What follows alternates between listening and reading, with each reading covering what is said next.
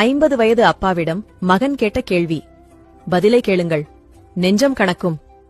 ஓர் இளைஞன் தன் தந்தையை பார்த்து கேட்டான், cellphone, TV, computer, internet, AC, washing machine, gas connection, mixie, grinder இவையெல்லாம் இல்லாமல் உங்களால் எப்படி வாழ முடிந்தது?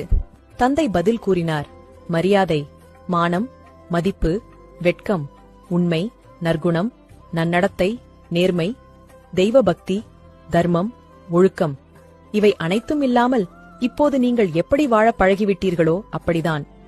ஆம், 1940 முதல் 1990க்குள் பிறந்த நாங்கள் உண்மையாகவே வரம் பெற்றவர்கள். நாங்கள் சைக்கிள் ஓட்டினோம், ஹெல்மெட் அணியவில்லை. பள்ளி முடிந்ததும் தோழர்களுடன் பொழுது சாயும் வரை விளையாடினோம். டிவியின் முன் உட்கார்ந்ததில்லை, உயிருள்ள தோழர்களுடன் விளையாடினோம். இன்டர்நெட்டில் அல்ல, தாகம் எடுக்கும்போது குழாய் தண்ணீர் குடித்தோம்.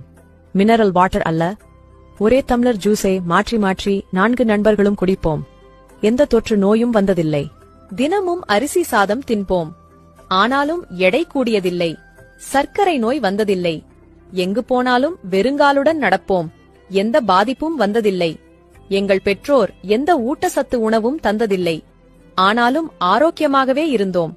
எங்கள் பெற்றோர்கள் பணக்காரர்கள் அல்ல, ஆனாலும் அன்புக்கும் பாசத்துக்கும் பஞ்சம் இல்லை.